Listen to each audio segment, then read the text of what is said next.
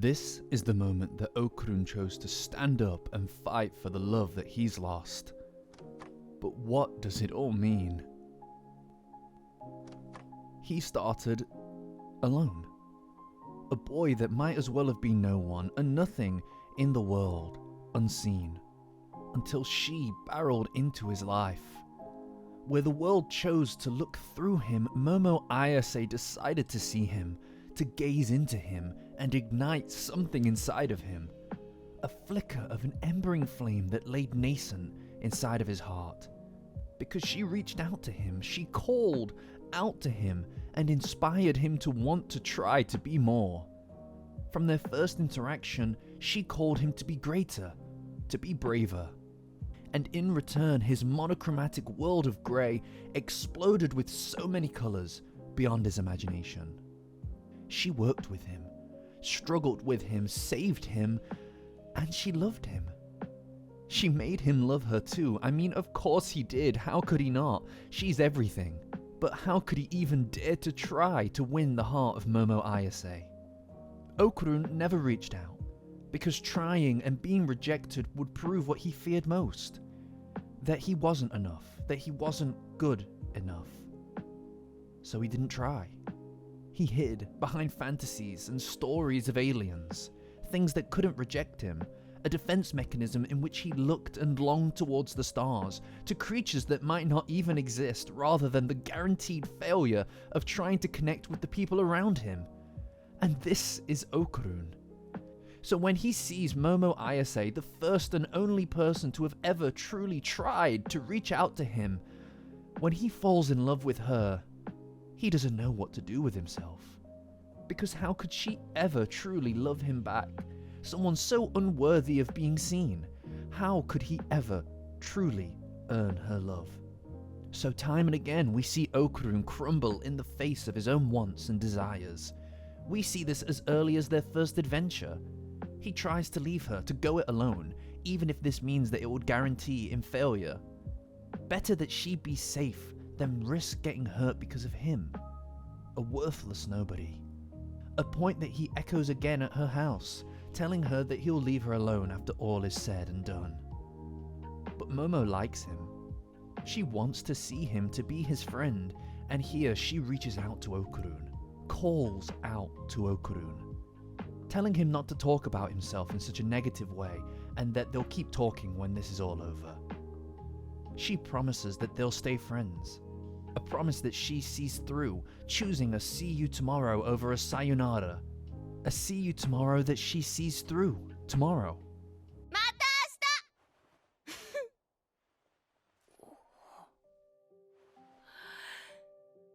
Waiting on him at school and dragging him out of his shell into her world and out of his. And here we see that effect that Momo has on Okarun. She reaches out to him and pushes him to be a bit more, a bit braver than he was before. She's his guiding star, a light cutting through the dark, painting his world in colour again. But there are limits to this. Momo is in conflict, as she starts to see him as more than just a friend, and she fears what these feelings might mean, and so she struggles to let them in. Besides, she can't do everything, so she seeks Okarun to act, to meet her halfway. So often she tries to goad him into making a move and confessing his feelings, but she is the one that always acts. She is the one to always call out first. Something that Okarun adores, but something he needs to overcome, as he starts to understand his feelings. By pushing her way into his world, Okarun has started to understand what it is that he might lose, and what it is that he now loves. He pushes himself bit by bit to be more, to be honest with her, and to be honest with himself. But he needs the confidence to act.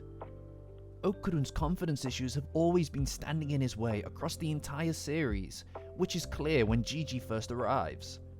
Competing for Momo's attention, when faced with Gigi, Okarun spirals, shrinks into himself, fearing that he's here to take her away, but never really knowing why he feels this. As he sits in the classroom, his heart cracks and breaks, at risk of shattering, choosing to reject it. all of it. To ignore the fragile state of his own heart, to act like this just isn't happening. A regression. This is the Okarun we always knew. This is the Okarun that rejected the desire to be seen in favor of giving up before even trying. Because it's easier. It's so much easier to give up without putting your heart on the line, because at least then it won't be battered or bruised. Just neglected. Just cold. Just empty. But not broken. So when the time comes to fight, he backs down, opting to let Momo go rather than putting his heart on the line, until he comes face to face with his own soul. In watching Taro and Hana, Okarun is able to accept the truth that he is in love with Momo Ayase. And it is that love for her that inspired him to save himself, to be more, to be braver. His love for Momo sets him free. He's unlocked a side of himself that's always lingered underneath the surface. And with this split second of bravery, taking this chance to be a different type of Okarun, he opened up his world to gaining everything. And losing it too. So much has happened. They broke apart, came together and completed their mission. Okarun has his balls back. After so long, he is finally whole. And after becoming one, reclaiming his figurative and literal manhood, putting his life on the line time and again, even without his powers, he confessed, laid bare the depths of his heart and told Momo the truth, that he loves her. A love that they had to put on hold while Momo was shrunken down. However, the nature of life is that nothing can last forever. They were apart for so long, separated so that she could return repaired, to bring her back, to make her normal, but after missing this stroke of midnight, she came back too normal. Forgetting everything about their time that they were together, of aliens, of ghosts, of him, of them. Their love, its trials, its tribulations, its sacrifices, its highs, its lows, its inspirations and provocations, everything gone, faded into forgetfulness. A dream never dreamt. When they reunite, Okarun is so excited, but Momo is vacant, with only one question to ask. Who are you?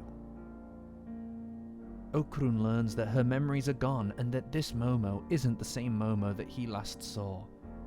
The fear that he had back then, the look that he gave her as they departed, filled with this fear that he may never see her again. And he was right, in a manner of speaking. Okarun thinks back to everything that they've been through, all that they had been, as he watches her walk away. She isn't the same brave, powerful girl that he knew. She's reverted, back to how she was when they first met at the beginning of the series, her mask fully on again, hiding her inner self from the world, her internal strangeness. And this breaks Okarun in two. He sits in class, spiraling, thinking of her, the real her, the Momo Ayase that opened his world and gazed into his soul. She never gave up on him. He reminisces about how day in and day out she would be there, ready to have lunch, to walk home from school. This bright light in his life that engulfed his heart and lit a match so that he could follow that light, follow it out of the darkness that surrounded his everyday. He thinks about how Momo would always be there to reach out to him first. Always took the effort to do it, even though he was so resistant to it at first. So much of Momo and Okarun's love is defined by her actions, choosing to stay with him and fight Turbo Granny, pushing herself into his life at school, looking into his eyes longingly, reaching to hold his hand.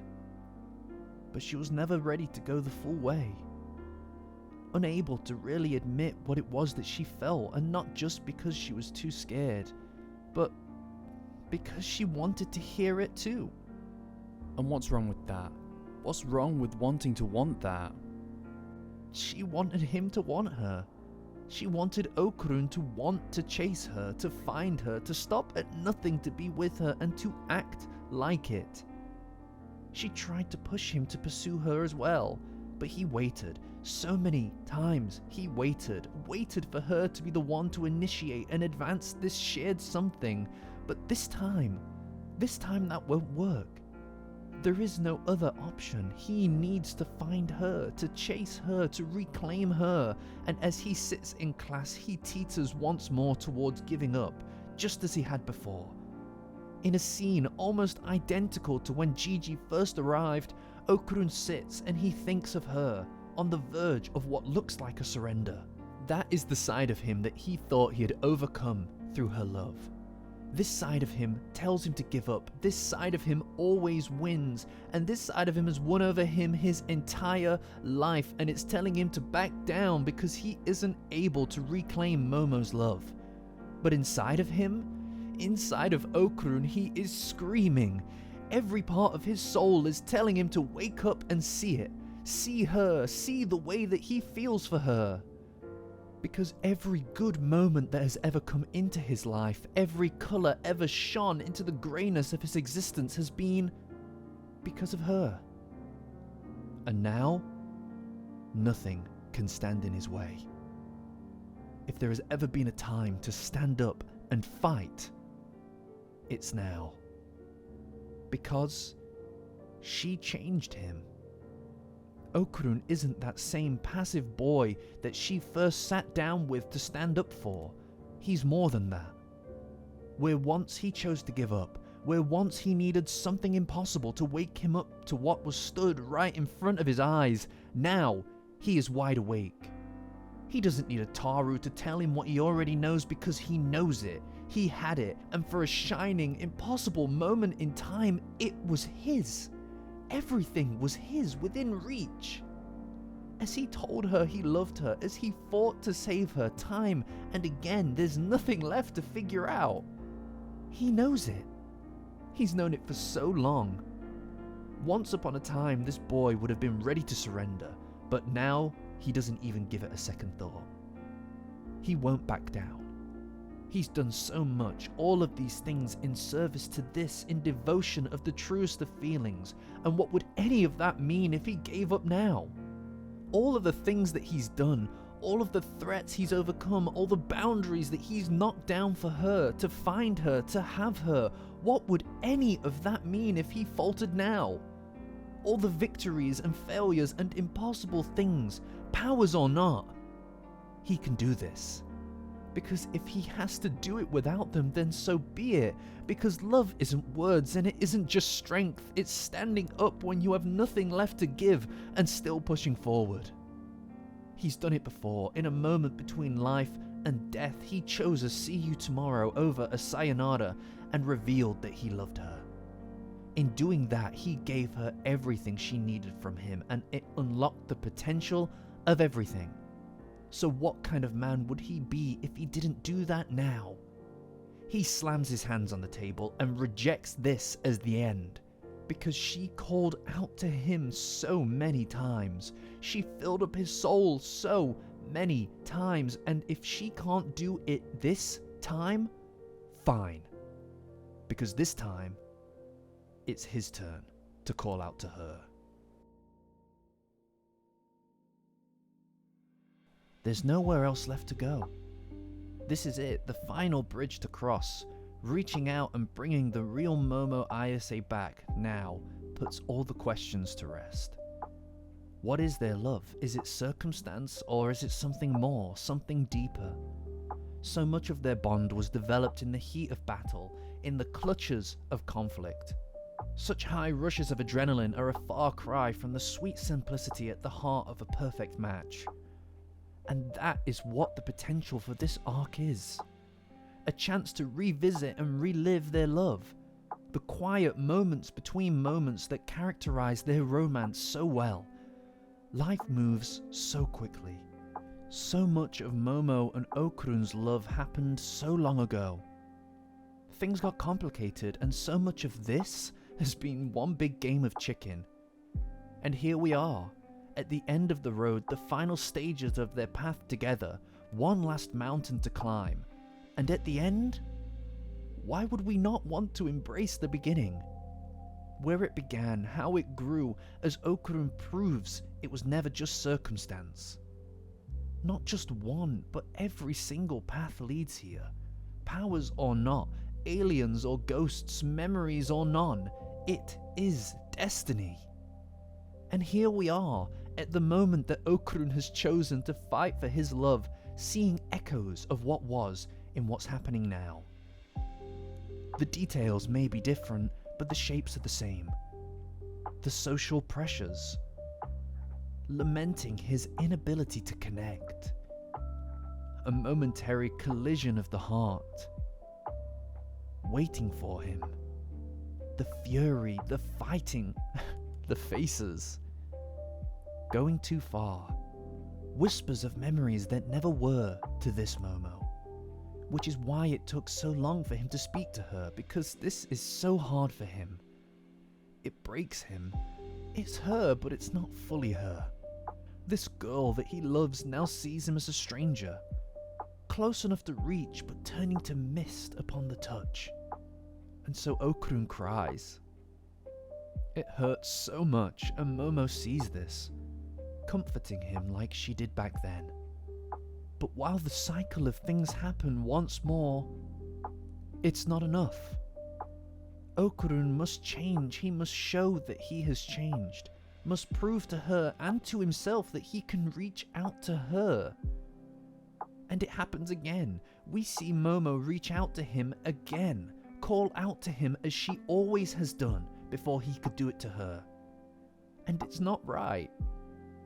This is what it's always been, and he could never bring himself to just act, to just pursue her the way that she wanted him to do, to prove that he cared in the way she needed him to show her, and so he rejects her hand here.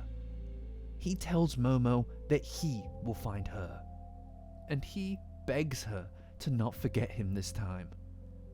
He won't surrender, and right here, right now, she sees the shades of what it is that she lost, feels its echoes, is comforted by his presence, because this Momo has lost so much too. She's lost the confidence of who she really is, and part of her sees the potential to reclaim something through him. As she reclaims something in him now, in them. These two alone, away from the world, re-established that perfect little bubble world.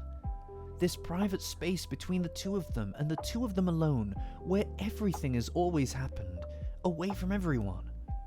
Momo grabs him by the shoulders, telling him to look into her eyes, and just like then, this important step happens between them, redone. Because just like then, is just like now.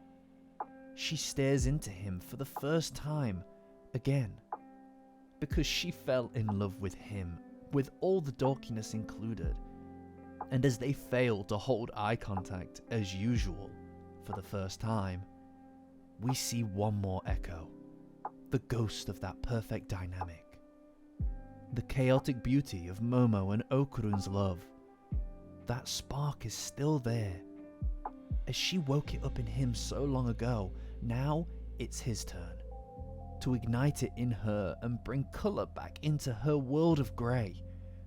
And that, well, that's just how love restarts, you know?